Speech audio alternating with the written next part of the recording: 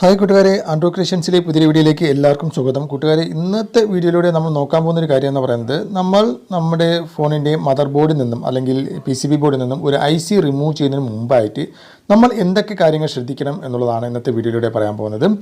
Video നിങ്ങൾ മുഴുവനായിട്ട് കാണുക. അതോടൊപ്പം തന്നെ ഇതുപോലുള്ള മൊബൈൽ സംബന്ധമായിട്ടുള്ള വീഡിയോസുകൾ കാണാൻ താല്പര്യമുണ്ടെങ്കിൽ തീർച്ചയായും ഞങ്ങളുടെ ഈ യൂട്യൂബ് ചാനൽ ഇപ്പോൾ തന്നെ നിങ്ങൾ സബ്സ്ക്രൈബ് ചെയ്യുക. കൂട്ടുകാരെ, ആദ്യമായിട്ട് നമ്മൾ അറിഞ്ഞിരിക്കേണ്ടത്, നമ്മൾ ഇളക്കുന്ന IC, ബോർഡിൽ നിന്നും ഇളക്കുന്ന IC, അത് ഏത് IC ആണ് എന്നുള്ളത് നിങ്ങൾ തീർച്ചയായിട്ടും അറിഞ്ഞിരിക്കുക. അതുപോലെ തന്നെ ഈ ഒരു IC, ഇപ്പോൾ നിങ്ങൾ ഈ കാണുന്ന IC ഒരു CPU IC ആണ്, ഒരു കീപാഡ് സെറ്റിൻ്റെ ഒരു CPU IC ആണ്. അപ്പോൾ ഏത് IC ആയിക്കോട്ടെ, നിങ്ങൾ ഇളക്കുന്നതിന് മുമ്പേ ആയിട്ട് ആ IC ഏത് മേക്കാണെന്നും ഏത് കമ്പനിയുടെ IC ആണെന്നും അതിൻ്റെ മോഡൽ നമ്പർ നിങ്ങൾ തീർച്ചയായിട്ടും നോട്ട് ചെയ്ത് വയ്ക്കുക. ഏതെങ്കിലും കാരണവശാൽ നമ്മൾ IC റീപ്ലേസ് ചെയ്യുന്ന സമയത്ത് നമുക്ക് ഈ ഒരു മോഡൽ നമ്പർ അനുസരിച്ചുള്ള, ഈ ഒരു IC നമ്പർ അനുസരിച്ചുള്ള IC വേണം നമുക്ക് തിരിച്ച് റീപ്ലേസ് ചെയ്യേണ്ടത്. വേറെ നമ്മൾ റീപ്ലേസ് ചെയ്യാൻ പറ്റത്തില്ല. അതുകൊണ്ട് തന്നെ നമുക്ക് ആ ഒരു ICയെക്കുറിച്ച് ഡീറ്റെയിൽസ് ആയിട്ട് നമ്മൾ അറിയണമെന്നുണ്ടെങ്കിൽ അതിൻ്റെ നമ്പരും മറ്റു കാര്യങ്ങളുമൊക്കെ നിങ്ങൾ തീർച്ചയായിട്ടും നോട്ട് ചെയ്ത് വയ്ക്കുക.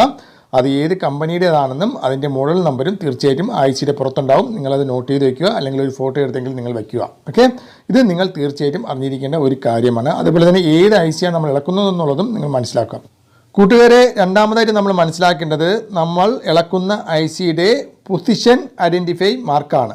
അതായത് നമ്മൾ ഒരു IC എടുത്ത് നോക്കുകയാണെങ്കിൽ 4 ഭാഗം ഒരേപോലെ ഇരിക്കും. പക്ഷേ ഒരു കോർണറിൽ നിങ്ങൾക്ക് ഇതേപോലെ ഒരു ഡോട്ട് മാർക്ക് കാണാൻ സാധിക്കും. ഇതാണ് ICയുടെ പൊസിഷൻ ഐഡൻറ്റിഫിക്കേഷൻ മാർക്ക്. അതായത് നമ്മൾ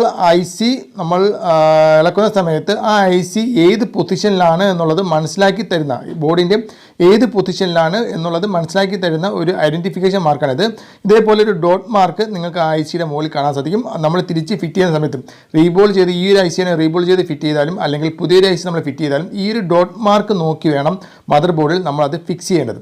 അല്ലാതെ നമ്മൾ ഫിക്സ് ചെയ്ത് കഴിഞ്ഞാൽ ചിലപ്പോൾ അത് കറക്റ്റ് ആവുകയില്ല എന്നല്ല, അത് ഷോർട്ട് ആയിരിക്കുകയോ ആ ICക്ക് പ്രോപ്പറായിട്ട് പിടിക്കാതിരിക്കുകയൊക്കെ ചെയ്യും. അതുകൊണ്ട് പൊസിഷൻ ഐഡൻറ്റിറ്റി മാർക്ക് നിങ്ങൾ തീർച്ചയായിട്ടും ബോർഡിൽ എവിടെയാണ് എന്നുള്ളത് നിങ്ങൾ നോട്ട് ചെയ്ത് വയ്ക്കുക. പിന്നെ നമുക്കത് പിന്നെ ഇളക്കി കഴിഞ്ഞാൽ പിന്നീട് അത് മനസ്സിലാക്കാൻ വളരെ ബുദ്ധിമുട്ടാണ്. അതുകൊണ്ട് ആദ്യമേ തന്നെ IC ഇളക്കുന്നതിന് മുമ്പ് തന്നെ നമ്മൾ ആ ഒരു പൊസിഷൻ മാർക്ക് നോട്ട് ചെയ്ത് തന്നെ വയ്ക്കുക. ഓക്കെ,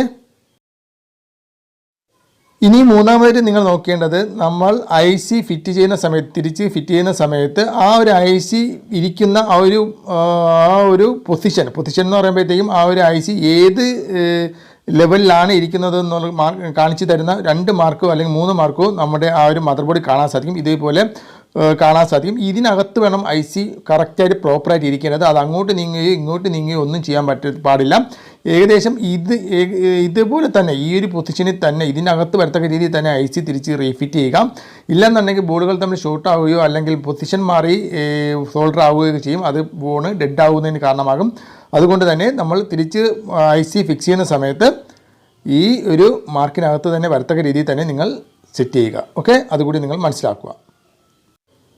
ഇനി അടുത്തായിട്ട് നിങ്ങൾ അറിയേണ്ട ഒരു കാര്യമെന്ന് പറയുന്നത്, നമ്മുടെ ഇളക്കുന്ന ICയുടെ തൊട്ടടുത്തുള്ള കമ്പോണൻസുകൾ നിങ്ങൾ തീർച്ചയായിട്ടും മനസ്സിലാക്കുക. കാരണമെന്ന് പറയുന്നത്, ഏതെങ്കിലും നമ്മൾ ഇളക്കുന്ന സമയത്ത് ഏതെങ്കിലും കമ്പോണൻസ് മിസ്സാവുകയാണെങ്കിൽ അത് ഫോണിന് ഡെഡായി പോകുന്നതിന് കാരണമാകും. അപ്പോൾ നേരത്തെ നമ്മളത് മനസ്സിലാക്കി, ഇത് ഇന്ന കമ്പോണൻറ്റ്, ഇതിൻ്റെ അടുത്തൊരു റെസിസ്റ്റർ ഉണ്ട്, ഇത്ര വാല്യൂള്ള റെസിസ്റ്റർ ഉണ്ട്, അല്ലെങ്കിൽ ഈ ഒരു കപ്പാസിറ്റർ ഉണ്ട്, അല്ലെങ്കിൽ മറ്റേതെങ്കിലും ഡയോഡുകളുണ്ട്.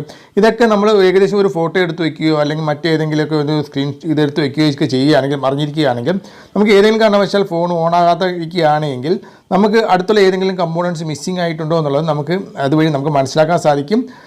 ഇല്ലെന്നുണ്ടെങ്കിൽ നമ്മൾ സ്കീമാറ്റിക്കൊക്കെ നോക്കേണ്ടതായിട്ട് വരും. സ്കീമാറ്റിക് ഒന്നും ഇല്ലാന്നുണ്ടെങ്കിൽ നമുക്ക് വളരെയേറെ ബുദ്ധിമുട്ടുണ്ടാകും. അതുകൊണ്ട് ആദ്യമേ തന്നെ ഇളക്കുന്നതിന് മുമ്പ് തന്നെ നമ്മൾ ഇതൊക്കെ ഒന്ന് നോട്ട് ചെയ്ത് വെച്ച്, അടുത്തുള്ള ഏതൊക്കെ കമ്പോണൻസ് ഉണ്ട്, ഏതൊക്കെ പ്രശ്നങ്ങളുണ്ട്, അതൊക്കെ നോട്ട് ചെയ്ത് വെച്ച് കഴിഞ്ഞാൽ വളരെ യൂസ്ഫുള്ളാവും എന്നുള്ളതാണ്. അതുകൂടി നിങ്ങൾ നോക്കുക. ഓക്കെ, അടുത്തതായിട്ട് നിങ്ങൾ അറിയേണ്ടത്, നമ്മൾ ഇളക്കുന്ന ICയുടെ തൊട്ടടുത്ത് മറ്റേതെങ്കിലും ഇമ്പോർട്ടൻ്റ് ആയിട്ടുള്ള മറ്റേതെങ്കിലും കമ്പോണൻസ്, അതായത് ഹീറ്റ് അടിച്ചാൽ എന്തെങ്കിലും പ്രശ്നം വരുന്ന എന്തെങ്കിലും കമ്പോണൻസുകൾ, അതായത് കണക്ടറുകളോ പ്ലാസ്റ്റിക് കണക്ടറുകളോ അല്ലെങ്കിൽ അടുത്ത ഏതെങ്കിലും ICകളോ അങ്ങനത്തെ എന്തെങ്കിലുമൊക്കെ കാര്യങ്ങളുണ്ടെങ്കിൽ തീർച്ചയായിട്ടും അത് ഒരു ഹീറ്റ് സിങ്ക് ഉപയോഗിച്ചുകൊണ്ട് നമ്മളത് കവർ ചെയ്യുക, അല്ലെങ്കിൽ ഏതെങ്കിലും ഷീൽഡ് ഉപയോഗിച്ച് കവർ ചെയ്യുക. ഇല്ലെന്നുണ്ടെങ്കിൽ നമ്മൾ ഈ ഒരു ഏതെങ്കിലും ഒരു IC ഇളക്കുന്ന സമയത്തും അതിൽ ഹീറ്റ് അടിച്ച് അതിൻ്റെ ലെഡ് ഡ്രൈ ആയി പോകാനോ അല്ലെങ്കിൽ ലെഡ് വിട്ടു പോകാനൊക്കെ ചാൻസ് ഉണ്ട്. അപ്പോൾ അല്ലെങ്കിൽ അത് ഷോർട്ട് ആവാനുള്ള ചാൻസ് ഉണ്ട്. അതുകൊണ്ട് അടുത്ത ഏതെങ്കിലും ഇമ്പോർട്ടൻ്റ് ആയിട്ടുള്ള കമ്പോണൻസുകൾ ഉണ്ടെങ്കിൽ തീർച്ചയായിട്ടും അത് കവർ ചെയ്തതിന് ശേഷം മാത്രം IC ഇളക്കാൻ ശ്രമിക്കുക. അതാണ് ഏറ്റവും ഉചിതം. അപ്പോൾ കൂട്ടുകാരെ ഏകദേശ കാര്യങ്ങളെല്ലാം മനസ്സിലാക്കണമെന്ന് വിചാരിക്കുന്നു. എന്തെങ്കിലും ഡൗട്ട് ഈ ഒരു വീഡിയോയുമായി ബന്ധപ്പെട്ടുണ്ടെങ്കിൽ തീർച്ചയായും കമൻറ്റ് ചെയ്യുക. അടുത്തൊരു നല്ലൊരു വീഡിയോയുമായി വീണ്ടും കാണുന്നവരെ കൂട്ടുകാരെ ബൈ.